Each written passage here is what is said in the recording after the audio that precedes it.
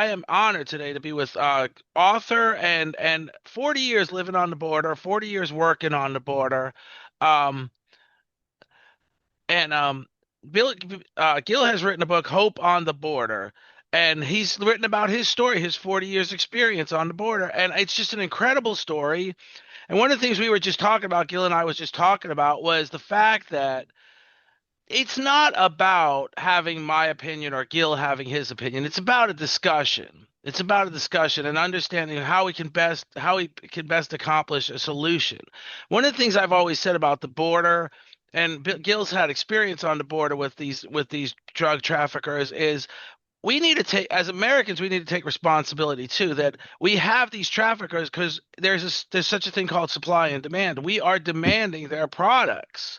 So even though the supply routes are coming from them and we're blaming it all on them, often in politics today we blame it all on Mexico and the Mexican border, and that seems to be the current administration's stance. The fact of the matter is, if we weren't buying these products, there would be no suppliers. So it's really one thing, but Gil, I want you to jump right in and talk about your book and talk about your experiences over the last 40 years. Absolutely, Jeff. And it's wonderful to be here with you. When was the last time you heard any good news about our southern border? You Anything know, that approximated hope? I truthfully, I haven't in the longest time. I've traveled to Mexico. I've loved it. Yeah. Yeah, but no, I haven't. There are no discussions of hope, and that's really what I want to jump into is all you've done, including Rancho Feliz Charitable Foundation. It's just an incredible organization. The things you've done, and the hope you convey, and the for everyone concerned. Yes. Yes. And that's an interesting thing that you just said because our program actually serves both sides of the border. Everybody thinks, oh, Rancho Feliz, you help Mexicans. Well, yes, we do. But one of our important missions is to take young adults and adults that don't have a venue here in America where they can really express that noble side of themselves, where they can give of themselves, they can get involved in a project bigger than taking a selfie. And we take these kids down there. I take them into poverty. It's some of them don't even want to look at it. It's like looking at a car wreck. They don't even want to recognize that it goes on. And they come and say, "Oh, Mr. Gillenwater, there's a family living in there's 8 of them, and they're in a house smaller than my bedroom." This has a profound effect on the American volunteers as well. And Jeff, we've had 28,000 volunteers cross that border, stay in our facility, and be introduced to how most of the world lives. And that's just an incredible experience. I actually adopted my kids from Thailand, and when I saw one of my children where he was living, it was just like that. It was a house full of love, but it Yeah. was nothing like I had ever lived in. It was just like you said. It was a, and even on one of the walls was a watermark, a line where the floods took over their home, and that's how Wow. high up the waters got.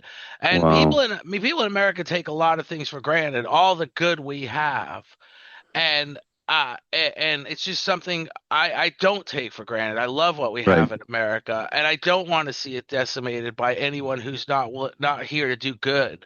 But the truth of the matter is, not everyone that crosses the border is not here to do us harm or provide Right. drugs to our people.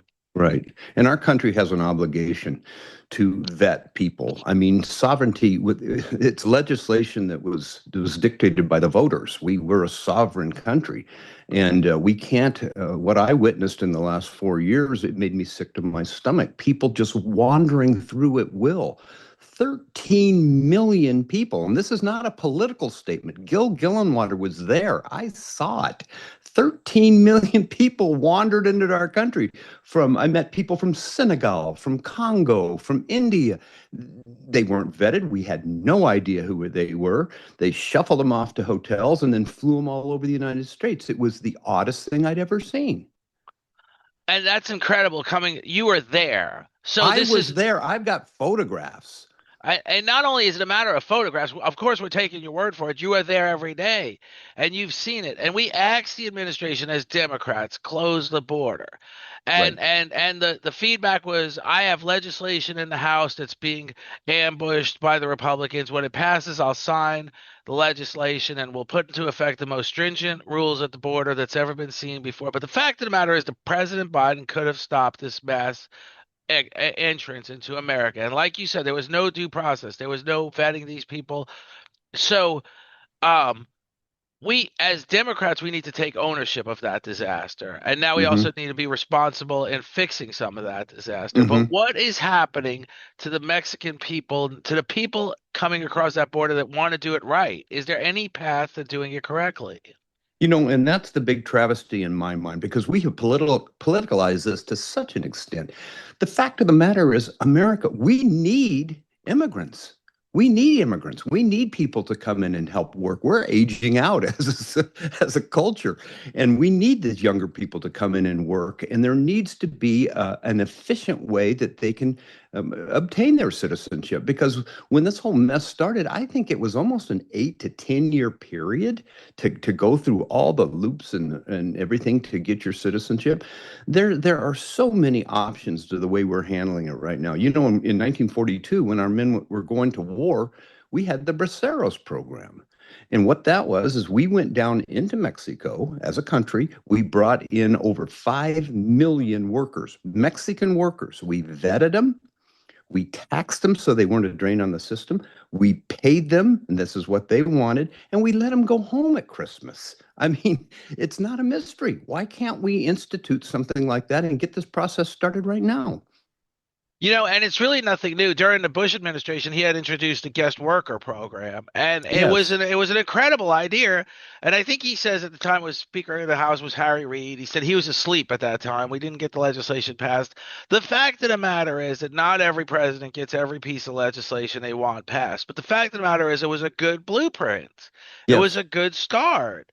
Yes. And why can't we revisit that? Why can't we? I understand, like you said, and there's no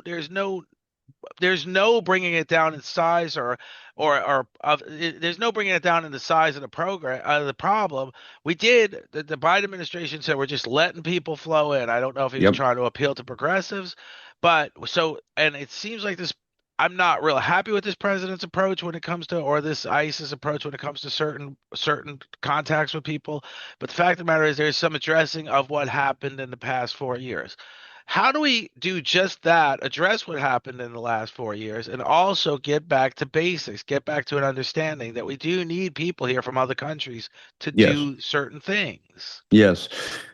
Yeah, that's a difficult question because I don't like the way things are going now. I mean, ripping people out of their houses, and but the fact of the matter is, they came in illegally. They just what you don't want to call it that. That's fine, but it's what happened. We have laws, we have immigration laws, and they were violated. My contention is this isn't rocket science. Let's have the ones that are here come in.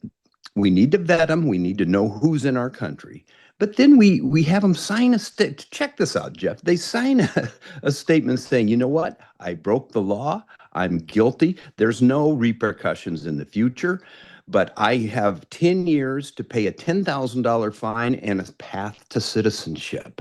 Bingo. Multiply 13 million by $10,000. I'm a capitalist. It would solve the problem. We know who these people are. They have a path to citizenship. It's not immediate, but they admit that they did wrong, which they did, and everybody can live happily ever after, it seems to me. It just doesn't seem like a complicated fix.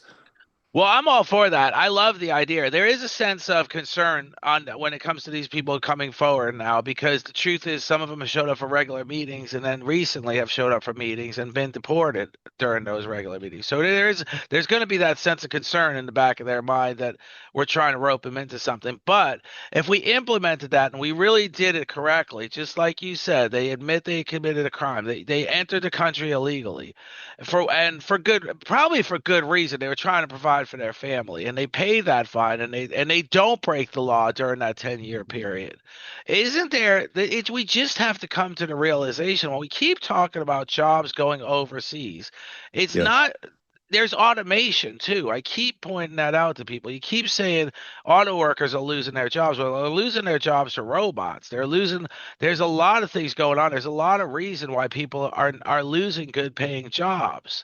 So the fact of the matter is I don't know that it's an old saying, but one person once said people Americans don't want to sew Nikes, they want to wear Nikes. We have a lot of jobs that Americans really don't want to do, and we need these people. And Absolutely. and if we get to this point where we just literally go down to only Americans in America, only American citizens into America, we what happens to our economy? Right.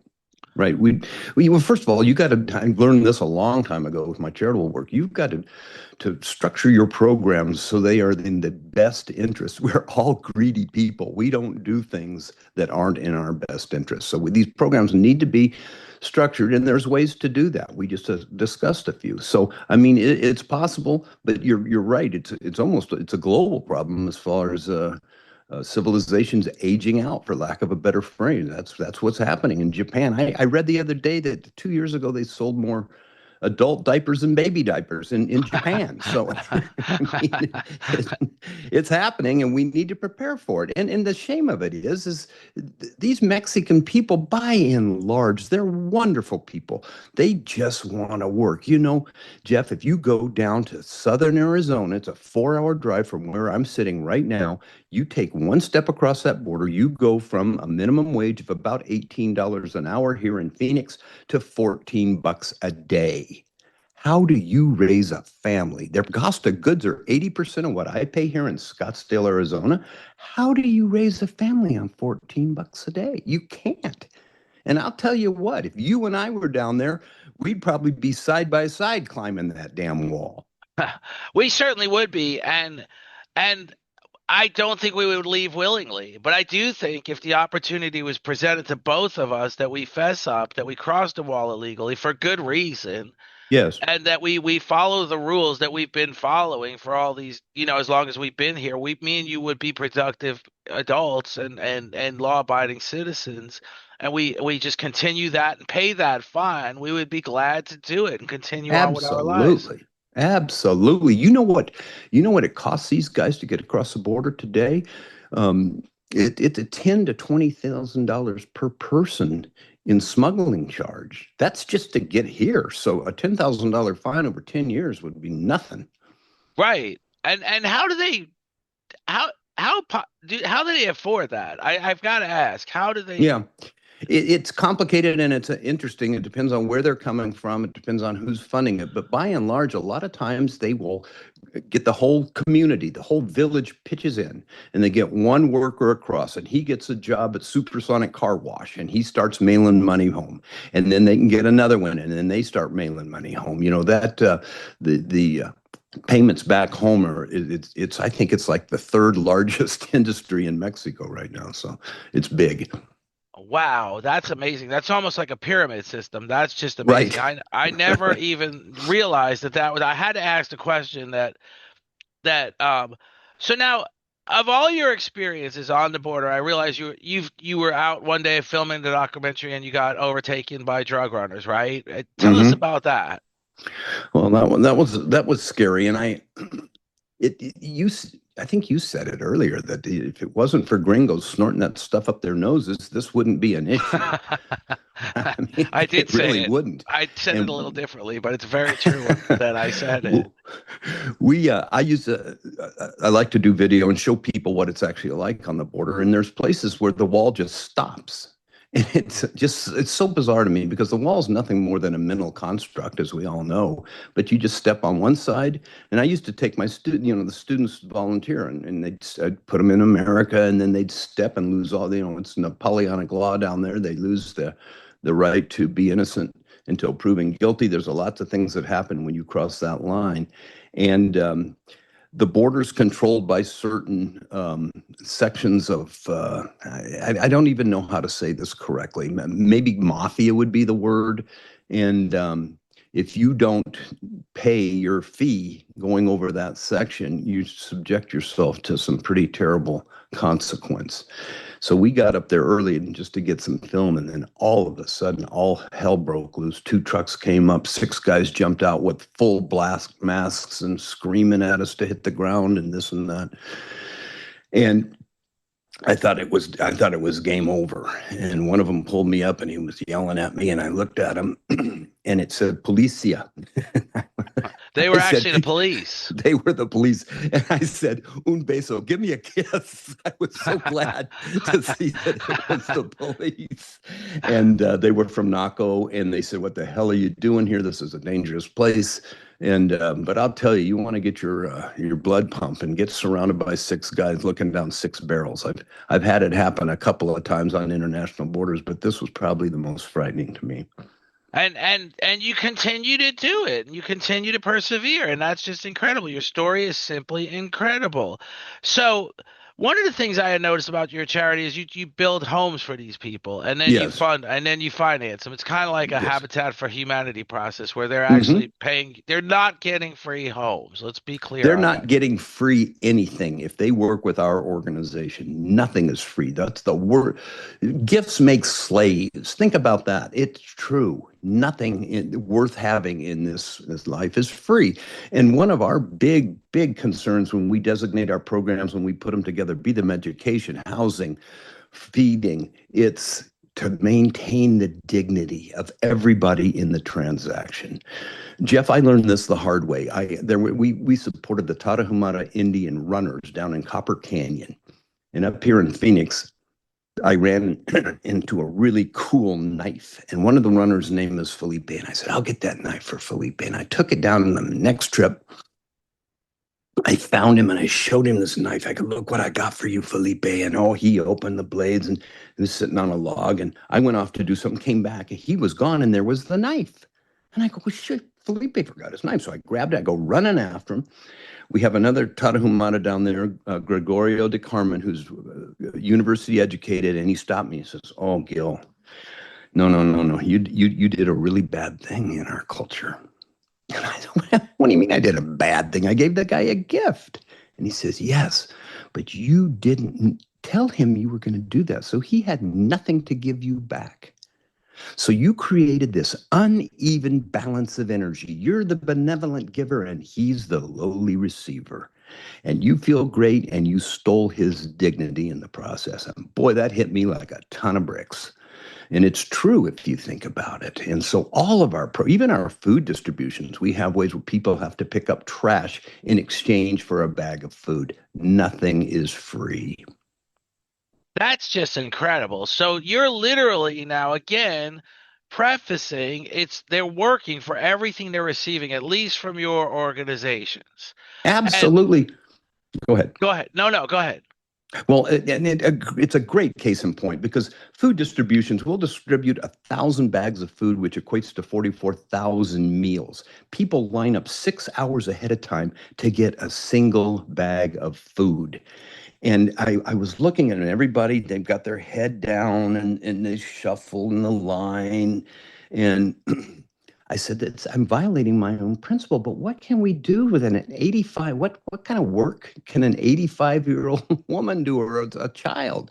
And I looked around the town, and the discarded plastic bag is the national flower for Agua Prieta. So I said, okay, you want a bag of food, you have to pick up a minimum of 20 pieces of discarded plastic.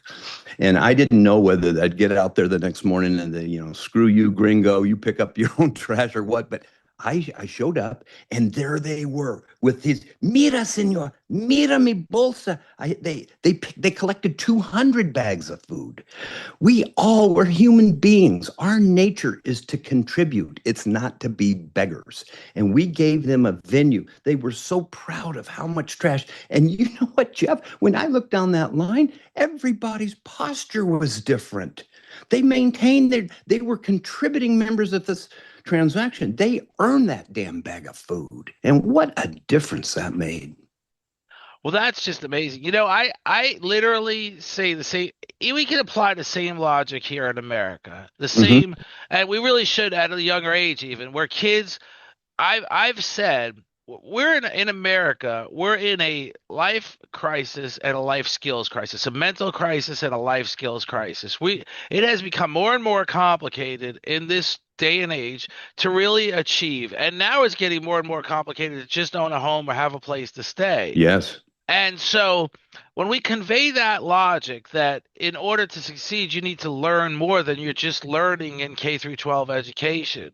One of Hmm. the things I've said is we should be dropping life skills on kids and they doing it on their free time after school. They're going on websites, learning, and Yes. ultimately receiving incentives for doing so. For example, gift cards to stores they may like, or Hmm. or online distributors they may like. Same Hmm. thing here. You're telling these people you can own this home, but you've got to do this, this, and this for it. Or Right. and we can also one of the concerns I have about the tariff war is we're waging economic war on 7 billion people. We're America that has a lot going on around the world, and suddenly we're either saying, you do as much business with us as we're doing with you, or we're going to cut you off. They're Hmm. not capable of doing as much business with us as we're doing with them. Yes. So that's a big concern. Do we need to get out of this? Is there a way to make more people eligible for these work for profit, give people a better way of life by working for it? I can't speak on an international or national level. All I can tell you is in the town of Agua Prieta, this is how we structure them. The houses cost $25,000 each. Those families can't afford $25,000. They can't afford payments on a loan for 25,000. So we attach a $5,000 performance loan. And what that means is they have to pay $100 a month, no interest for 5 years, and they get a deed to their house. So, I mean, and do we need the 5,000? Not really. I mean, it helps in a charity, but the fact of the matter, it's the process. They earned that home. They're invested in the home. Even their children's, we've given out over 4,000 scholarships, but they're not free. Even the children, they have to go do community projects. We monitor this, and if they don't do them, they lose their scholarship. So there are ways that we have been able to find to structure our programs where everybody benefits and it's not a disempowering, dis engaging welfare. And so this is really how, okay, I gotta ask, how do you get your money? How do you have the money to do what you're doing? Are you reaching out for charitable donations or from Yeah, absolutely. We had a huge fundraiser 2 nights ago, and it went really, really well. I'm a fortunate man. I worked my tail off in real estate. I made a fair amount of money myself. My friends here in Scottsdale, Arizona, we live in the top 99.9% of the world here. I mean, we are in a true bubble. It's funny, Jeff, because I have to get down to Agua Prieta at least once a month because I find myself, I go into a rage when my dry cleaning is a day late. I mean, first world problems, and they're there. I go down into Agua Prieta, and all of a sudden, I'm so damn grateful that I even have clothes, and I get to come back home. So it's that way. So anyway, I got off subject. no, no, you didn't get off subject because the truth of the matter is they have it so hard, and we take everything we have for granted. That the truth of the matter is, what you're doing is incredible, making this huge difference in these people's lives. And the only reason I ask is I don't know how you get more people to do what Oh, you're that doing. was it. Yeah, yeah. Okay. Well, when I started this back in 1987, I made a vow to myself. I have this maxim that I live by: He who dies having had the most fun wins. Okay, most fun, and not money. It's who's had enjoyed the journey. And so I make sure that I've structured all of our programs where they're an absolute blast. One of our fundraisers, we rode mountain bikes across the Navajo Indian Reservation. Another one, we rode bicycles through the Sierra Madres. We ran across the state of Arizona. And so every participant raises, a dollar for every mile they ride a bike. And we've been able to raise substantial money that way. Now we're entering, because all of us, I'm 71 years old, so those extreme sport, extreme karma events are a little rougher. So we're going back into more conventional. We hired a CEO so that we have a program where our charity can continue long after I'm gone. So, but yes, we count a lot on just individual donations. There's a lot of wealthy people in Arizona and a lot of very, very generous people. The Armstrongs, the Dorances, the Reeses. I could go on and on. We've got a lot of good support. Well, that is just great because you need all the support. And I don't know if I don't even know. I'm just thinking out loud if you could ever have reached out to the maybe the Bill and Melinda Gates Foundation or any other very where they really, Yeah, or I know Jeff Bezos' ex-wife has been doing a lot of good for charities, but wonderful stuff. yeah. I'd love So it if we could get an audience with them, and we'll work on that. One of the problems that Jeff, is that this has been all volunteer for me up until 2 years ago. This entire organization was run by me, Jim Armstrong, and Kim Kroger. Jim Armstrong and I were volunteers running this huge thing. So we really haven't had the infrastructure to do the fundraising the way it needs to be done. But we're and working on that. yeah, and then of course, and I again, I don't have, I want to get this podcast out there because hopefully somebody will listen to this podcast and get with you and give you ideas on how to get that infrastructure for fundraising and management and growing the Right. program even more because the truth is there's a lot of people out there with a lot of wealth that really want to get involved with things like this. The other thing that Yes. I've always seen I interviewed a lady, Diane Delano, who right here in my neighborhood does a wild horse rescue, Mm, and she needs people. But my point has always been is that like your program, if even if the government paid you to take students over there and hmm. introduce them to this Yes. life, to introduce them Yes. to this concern on the border, Yes. and you get paid per student. And obviously, there's safety concerns, but there's what the business, so you would be an integral part of the safety concerns. Absolutely. And like I say, we've had 28,000 volunteers and never, not one single incident of violence. And I promise you, I couldn't do that in Phoenix, Arizona. Jeff, before it escapes me, first of all, I want to, you did a nice pitch for us, and I'd like to say ranchofeliz.com. That's how they can get a hold of us here, see our program, see how to get involved. We're going to Ranchofeliz.com. mention that a couple more times, of Okay. course. And we're also going to mention the book, which is Hope on the Border by Gil Gillenwater. It's an incredible book. It's a beautiful book. It's well done. I love it. I love going through it. It's the kind of book where you really, if you do put it down, you're going to go back to it. And you can even just go back and forth reading it because it's really done well. And it's just, um, so ranchofeliz.com. Let's get that out there. Um, so like you said, you've had 28,000 volunteers Hmm. come across. And like you said, in over the years, and there's been no incidents of concern. And you Not a like single one. not a single one. And you said we couldn't even do that right here in hometown USA. We probably couldn't do that. I was just looking at the map and I saw San Antonio, Texas right there on the border. And I thought, God, Yeah. I love that area. And Yeah. we couldn't do it there. There might have been an incident over the Hmm. course of time. But so it's extremely credible track record you have. And I'm just saying more and more. And so when we think about the 28,000 volunteers, how many people would you say you've put in homes? I know for a fact it's over 1,300. And we have created over $20 million in home equity. Think about that, Jeff. We have actually created a Mexican middle class by providing them the equity in their homes and by educating. By virtue of coming into our vecinos neighborhood, their children were eligible for private scholarships. I've got to brag, we have one young man grew up in a dirt floored shack, and we could just tell he was brilliant, and we got him educated. He now works for Rolls Royce in Berlin. If you could even imagine that, it's an incredible story. No, I can't imagine it. Part of my podcast is I have Temple Grandin on the show now twice. She's an I autistic. listened to it. It was wonderful. Incredible, incredible. I don't even want to talk. I just want to have her talk. I don't even know what to say. I just want to listen.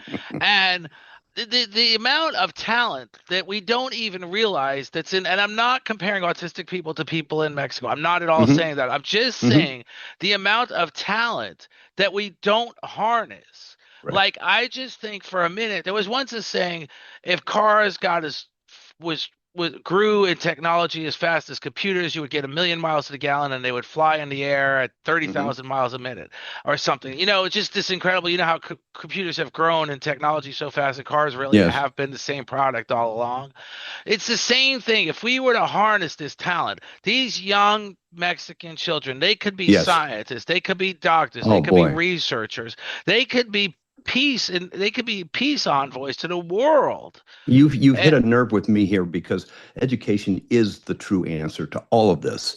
And we see it. And here's the crime. If we can get a kid when they're 3, 4, 5 years old, we have a chance. They can learn English. But if they're 10, 11, 12, I hate to say this, but it's almost too late. We call them throwaway children because it's just too darn late. Something like 90% of the brain synapses form in the first 3 years. And charity is not too unlike business. You need to leverage your good works, and you can spend a whole lot of money trying to fix a 12-year-old, take that same money and highly educate 5 3-year-olds. It's weird, but it's a fact. It's just a fact. it's an important fact, and you have to realize. So let's just go in Pennsylvania. There's the Hershey School, and it's literally a campus where the kids live, and Hmm. the kids have on-campus counselors that are essentially on-campus parents. Hmm. And there's a lot of orphans in this area that, like you said, if you can get at the age of 2 or 3, and you can cultivate their Yes. minds to learn the languages and to understand what research does and how to read Hmm. rather Hmm. than, because you know what, when you think of that in comparison, if we as a charitable organization or as a government entity did that, that's what the drug dealers are doing. They're harnessing Hmm. they're grabbing these young people off the street and teaching Hmm. them how you run drugs, and Right. teaching them how. So why is it we don't ever see that we should be doing that? We should be cutting them off at the pass and creating homes for children and schools for children. I love to tell this story, and I don't mean to go on a tangent, but I'm just going to tell a story. So, and I do go on tangents at times, so I think people have to watch You're my podcast. passionate about it. I love that, Jeff. There was a. I talk about Warren Buffett often. His partner Charlie Munger said, "I'm donating $200 million to the University of Michigan to build dorms." And these dorms, he's a billionaire. He's a philanthropist. He's an architect enthusiast. They're basically hundreds of simple apartments, even windowless at times, with kind of, Hmm.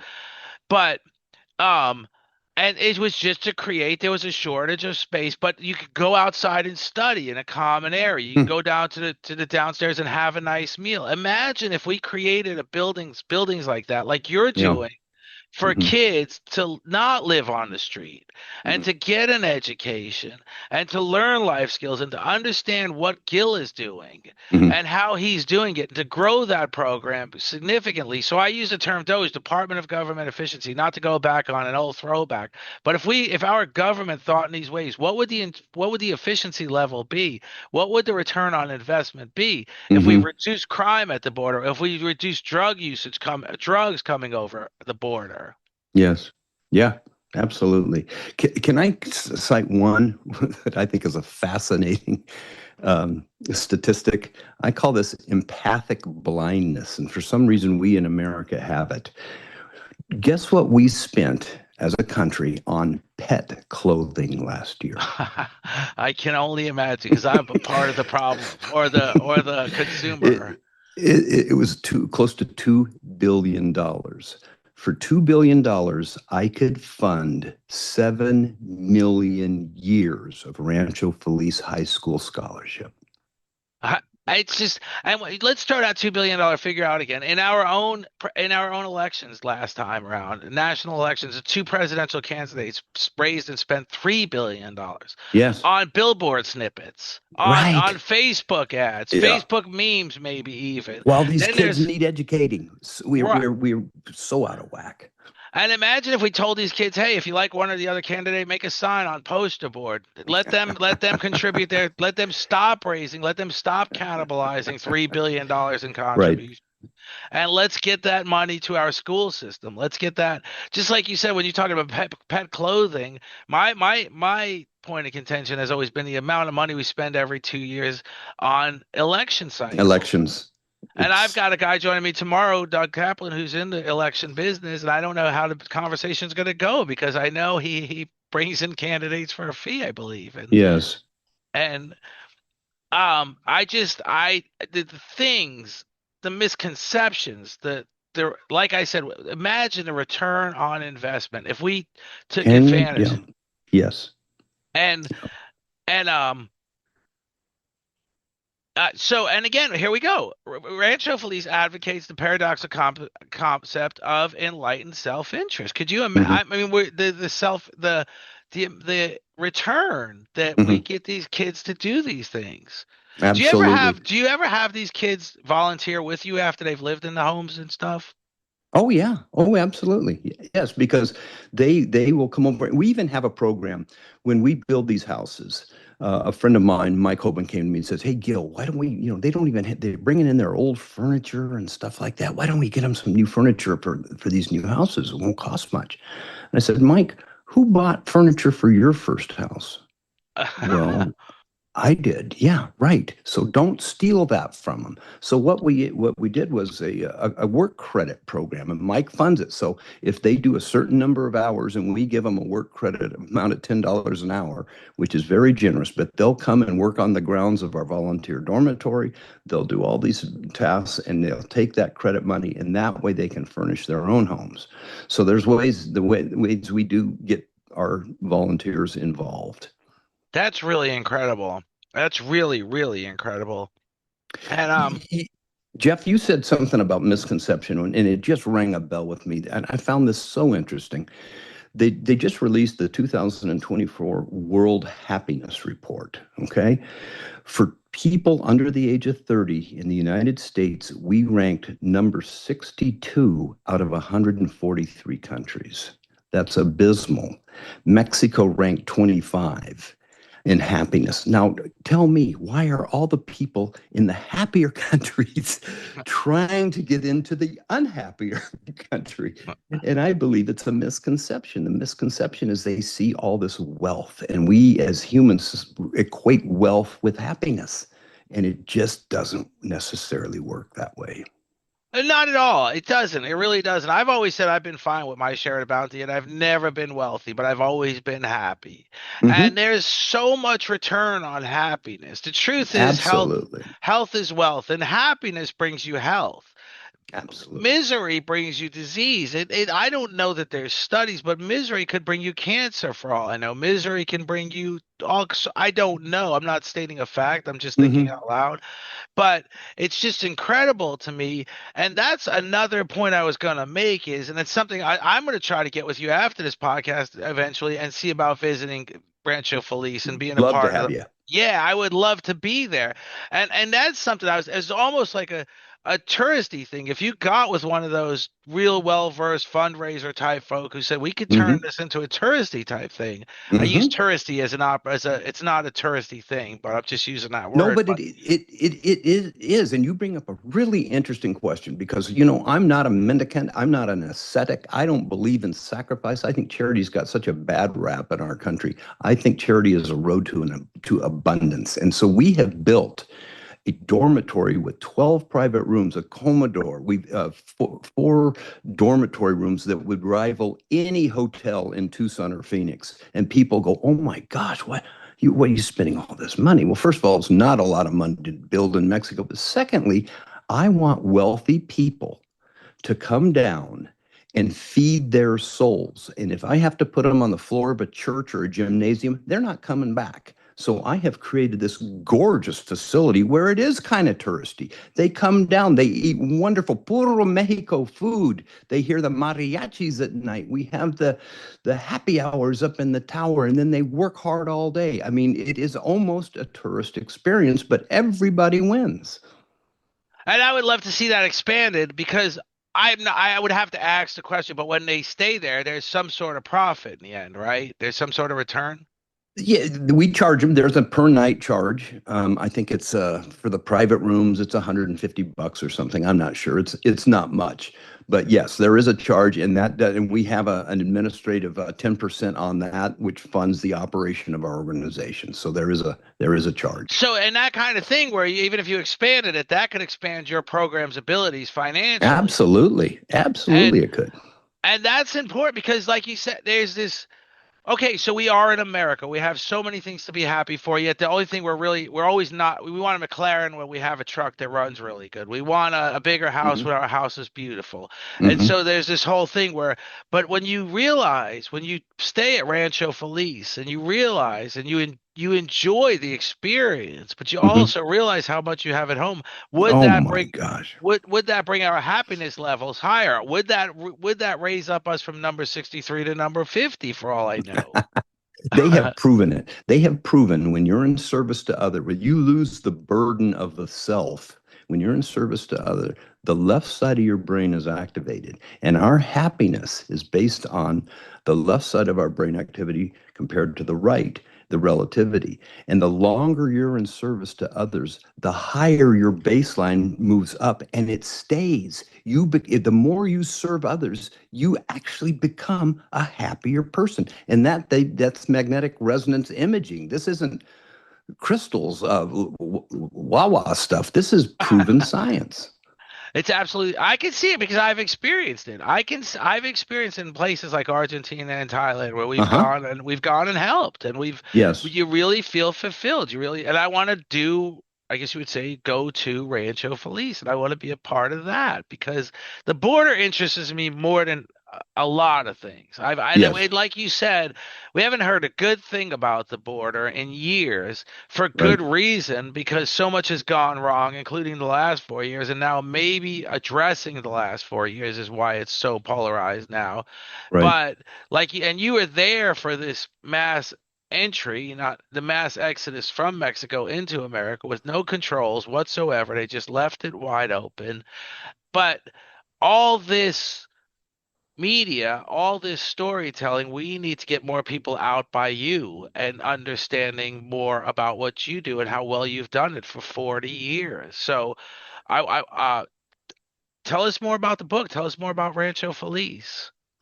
Well, we've got several programs. One of them that's of real interest to me is we call it the Halcones. Do you know that about 1,500 people a year die on American soil trying to get a better life?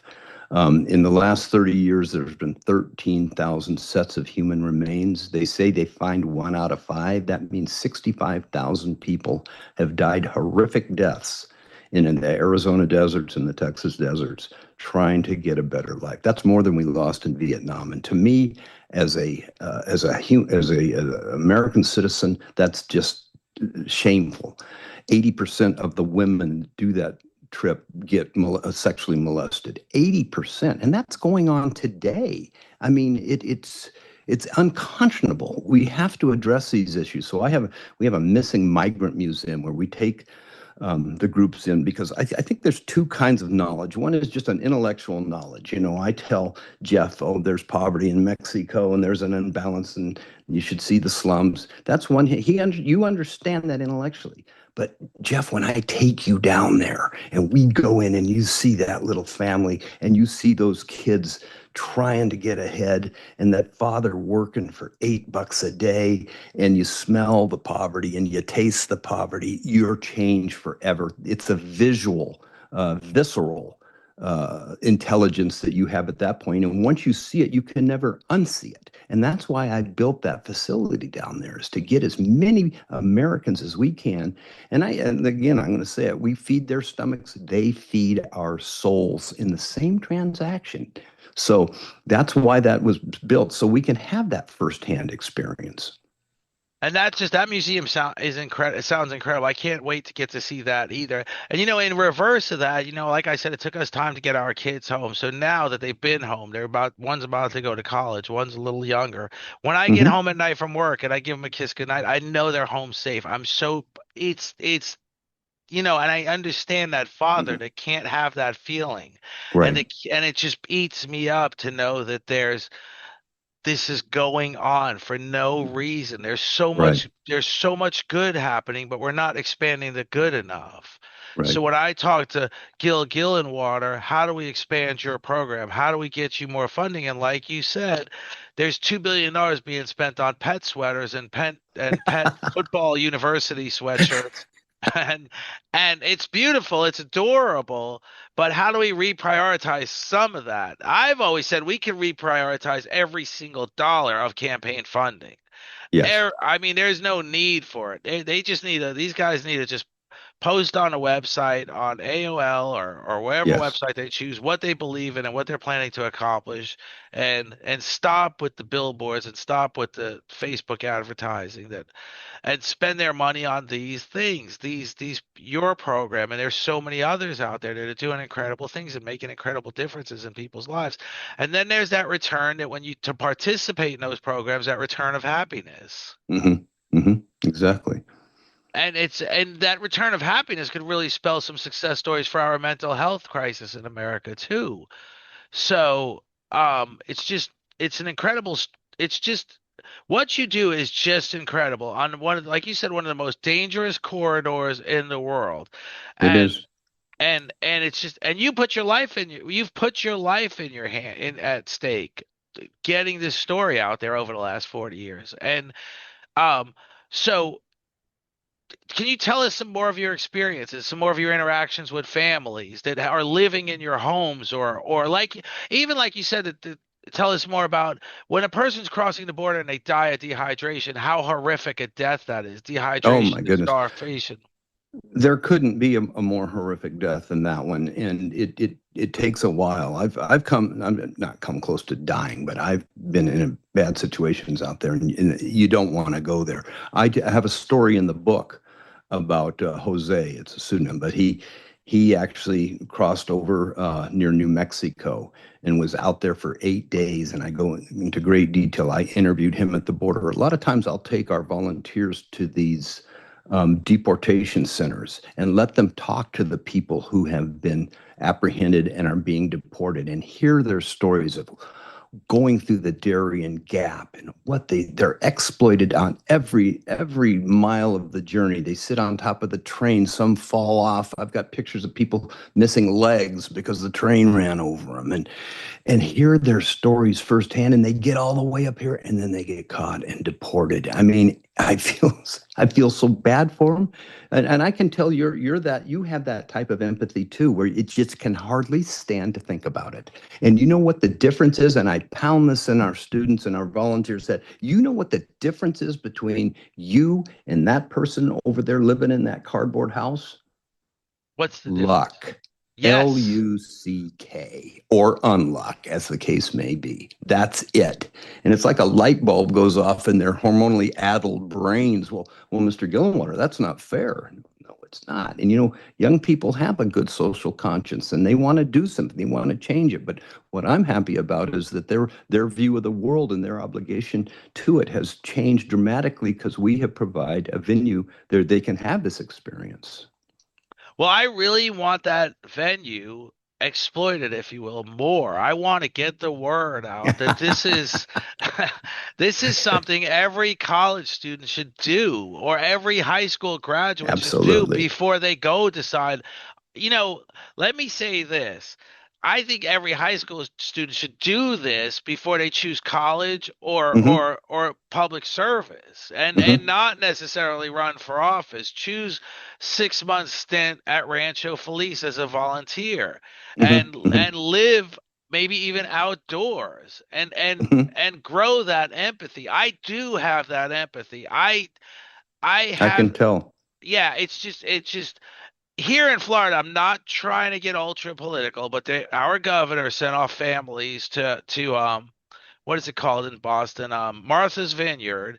Told them when you get there, you're gonna have everything you need. And in the end, they got there and there was nobody. He duped them into believing, to make a point, that he sent Right. illegals to Martha's Vineyard. And all I was thinking about is this father looking at his kids without the Yeah. proper clothing at night for the Right. cold, and no one's coming. Right. And it's just like, how do you come to that decision to do this to people? What is your point? Right. And that's just, these families probably were ultimately, because it was so polarized, they probably did get more than they would have gotten, just because they were those few families that he sent off in a plane to nowhere. But Yeah. there's kids every day. When we were in Argentina one time, we took a cab to an area where it was essentially a Habitat for Humanity community, and the driver stopped before he got us there. It was a long ride. He stopped at the gas station, said these kids like these cookies, and when I had bags and bags of them, and the kids came running up to the van, they were bringing us goats to take pictures with, and we were giving them money, and we were giving them cookies, and I'm like, they don't really like these cookies as much as they're just hungry. It's not Yeah. like the cookies are not really the Wow. thing. Wow. And I think of all these parts of the world that this is just going on, and I just think right now, right here at home in America, one plane flight away is Rancho Feliz, and these kids, high school graduates, could spend a few months there and understand what's going on in the world. This panoramic view of essentially what's Yeah. going on a lot in the world. Yeah. And Jeff, it didn't even have to be months. Our typical stay is 3 to 4 days. We embed them in the community, and just that amount of time makes a difference. I grew up in Scottsdale, and I was a little bit, you talk about privileged, I was a little bit upset that I didn't get a new BMW when I turned 16. So to get, but that's the bubble I lived in. And fortunately, my parents, we traveled, and I got to see Mexico and places. I've been to 70 different countries in the world, and I've seen how most of the world lives. Fact of the matter is, anybody born in the United States of America has won the largest lottery of them all. 70, we have 8 billion people on the planet. 44% of them live on less than $7 a day. So we've won the lottery. The lucky And gene pool.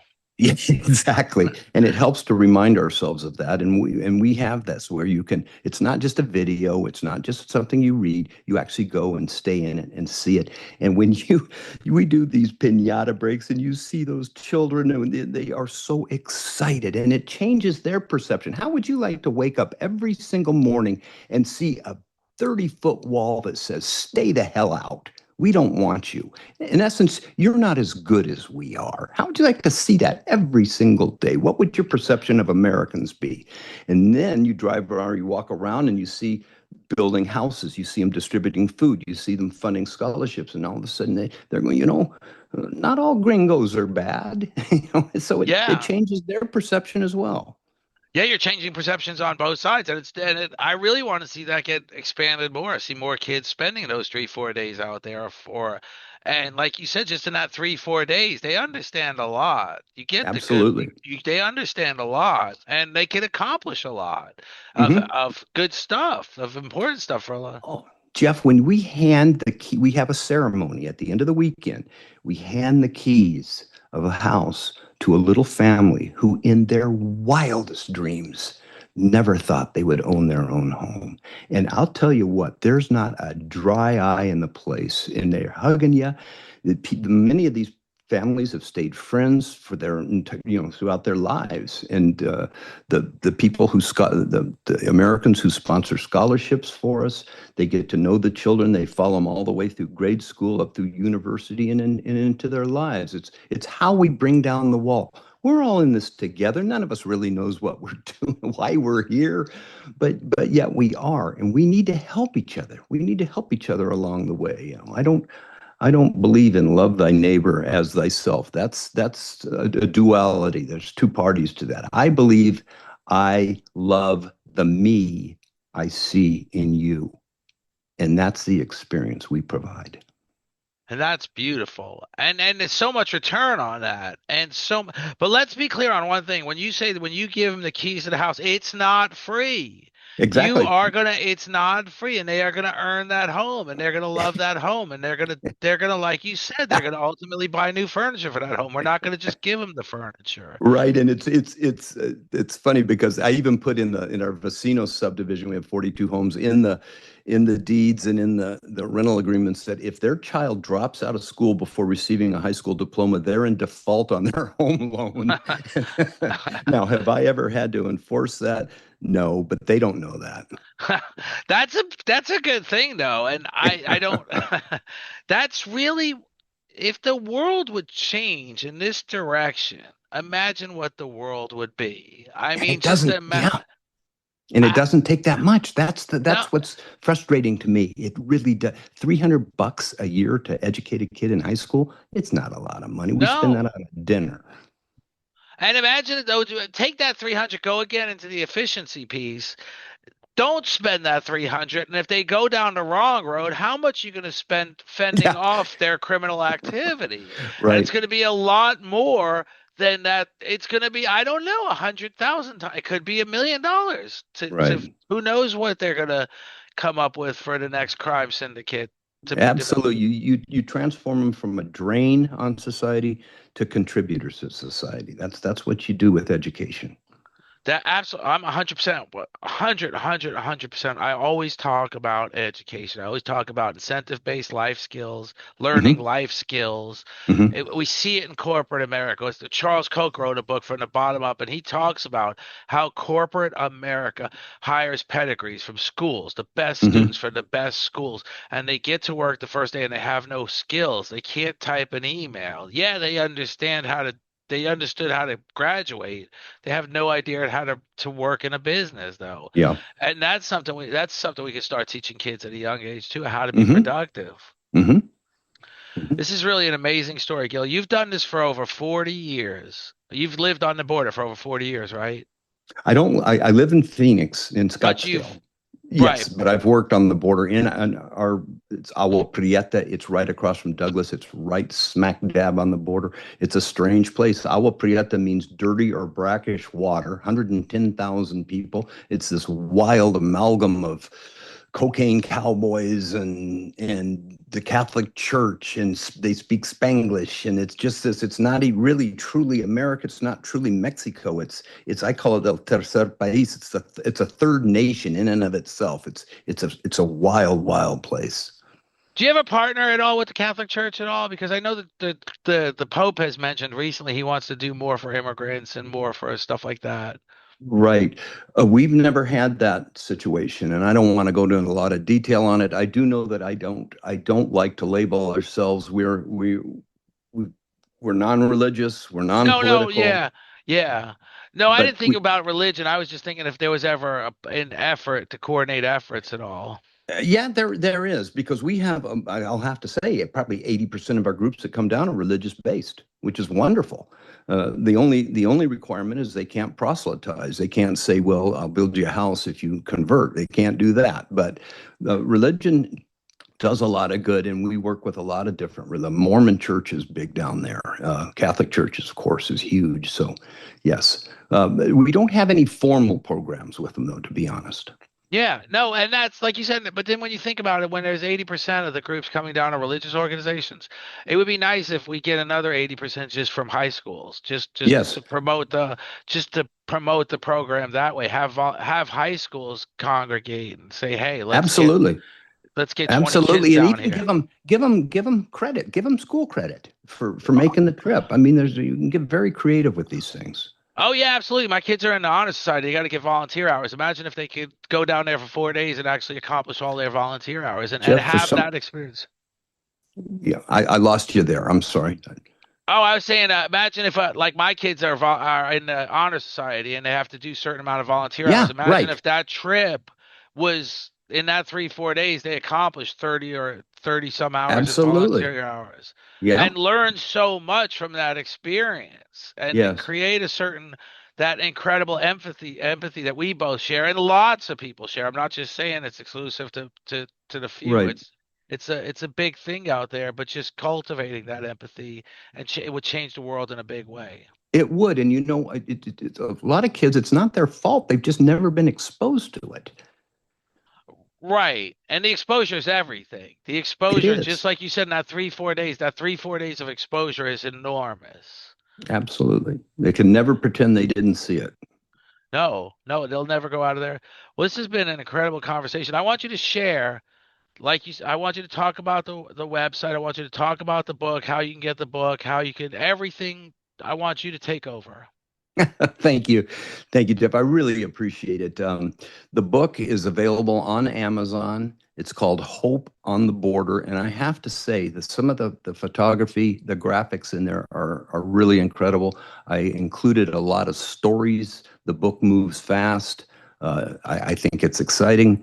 Um, and it tells you the whole story about Rancho Feliz. And really, what's important to me, too, is the philosophy behind it. How do we work with human nature? And because by and large, we're all interested in our own self interest. And what we try to do is show people how volunteerism is, in fact, in their best interest. So the book again, Hope on the Border on Amazon, and then our website is Rancho Feliz with a Z.com.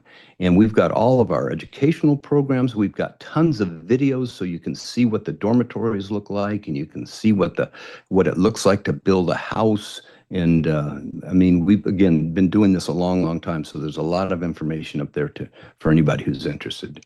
So it's ranchofeliz.com. The book is Hope on the Border by Gil Gillenwater. It is an incredible book. I love it. I am so glad I got it as a gift. I'm so glad when I get a gift like this, I'm glad I'm a podcaster because um it was great. I'm going through it all the time. It's been on my desk ever since I got it, and I'm like, wow, I cannot wait to touch base with Gil and do the podcast and the incredible work you do. And we are gonna definitely talk again. And I want to get out there and stay out there. Hopefully, bring my family as well, and do a lot of filming as well. And I'm really looking forward to that. I promise you a weekend you will never forget.